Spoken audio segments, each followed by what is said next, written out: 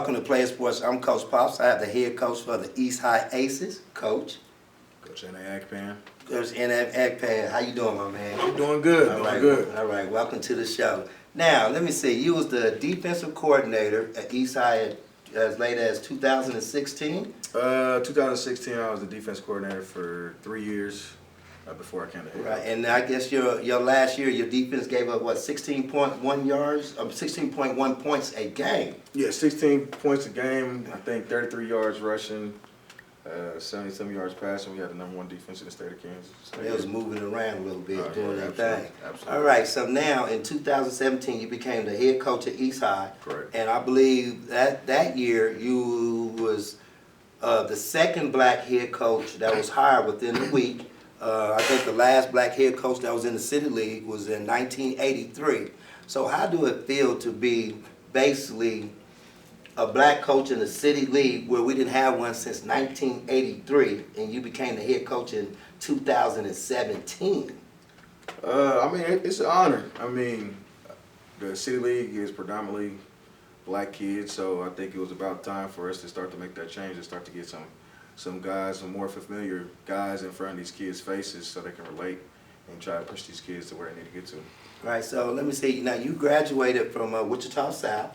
Mm-hmm. You played football, you ran track, you went to college. Now what college did you end up going to? I went to Coffeyville and Fort Hays State. Right, so then after that you played a little semi-pro football for the Wild. Wichita Wild. Yes, sir. All right, so tell me a little bit about that. Wichita Wild, it was an experience. I mean, after I left college, I had a few workouts, and of course that didn't pan out. So I came home, and they called me to come play, and then I ended up playing for 4 years. It was a great experience. We traveled all over the place, and I mean, you still getting paid to play football. It was that place that we all try to get to as athletes playing football. It wasn't that highest point, but still being able to travel and play in front of fans and even get paid. I mean, it was a fun experience. Awesome, Coach. So now let's talk about your season that's going on. I believe Eastside last went to the state playoffs in 1983. They just came out of state championship. They won 2 state championships in a row, 82 and 83. You guys won your first playoff game since 1983. Now, how was that for you and the boys? Honestly, we didn't know until the paper told us. I mean, so I didn't know that happened until the day after. So we didn't know that we accomplished that, and we were the first team to do that in 30-some years. Right. So it was a great feeling for me and the boys, but at the same time, we can't be satisfied with just winning the first round game. Right. So I believe this week you guys playing Washburn Rural? Manhattan. Yes, sir. Manhattan. So what are you looking forward towards this game right here? Manhattan's a good team. They've been a good team for the past couple of years. They run the ball very well. So I think for us it's just going out there and doing what we're supposed to do. I think if we go out there and play the way we're supposed to play, then we should take care of things and do things what we've been doing all season. We're 6-1 right now, and I feel like we should be able to beat Manhattan as long as things go right. All right. Now, to be 6-1 and to make it to the second round of the playoffs, you must have some players over there. Now, I know you had a freshman quarterback at the beginning of the year, Deontay Mitchell. I believe he got hurt. When he got hurt, he had like 800-yard passing, a bunch of TDs, and he was moving the team pretty well. Then he got hurt. And tell me a little bit what happened since he got hurt and who has stepped up, and tell me about some of your other players that has gotten you guys to the second round of the playoffs. Because if you get this far in the playoffs, you got to have athletes. Correct. Yeah.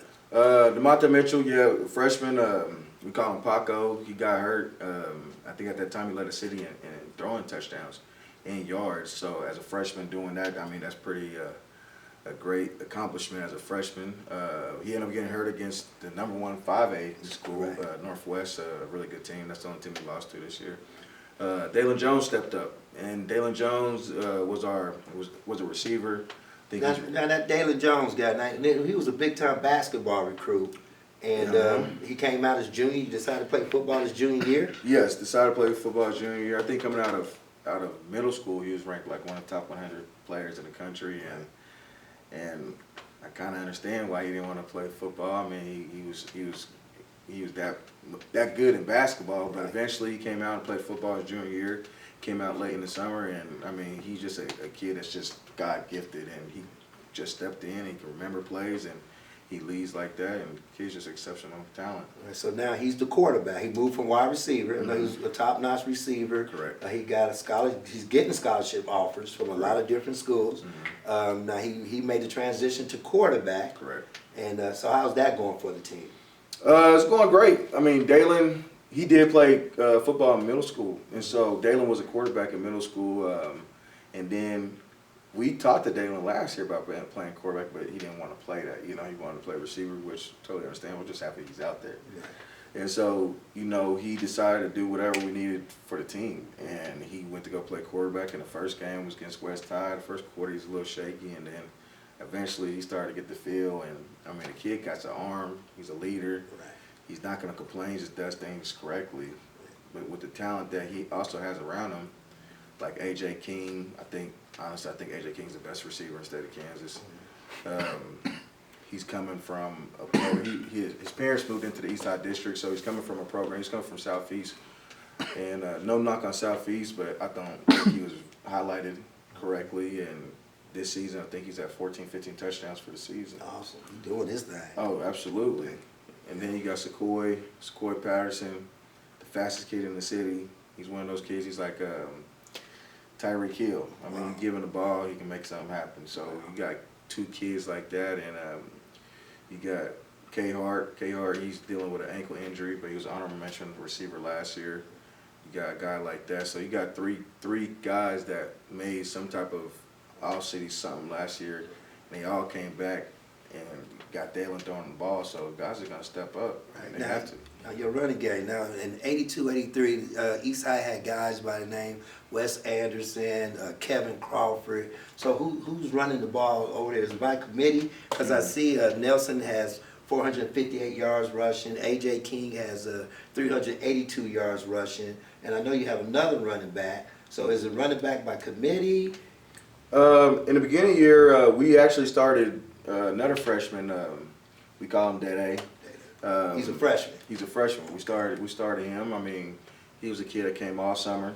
He did everything correctly, and you reward those kids. Right. And I'm pretty sure no one thought as a freshman he was going to come in and start, especially for the team that we had with all the talent. But at the same time, I mean, you do things correctly, you're going to get rewarded for those things. And he was talented enough to play on that level. So Dede, he runs the ball quite a bit. And then Jamarian Nelson, I mean, super talented kid.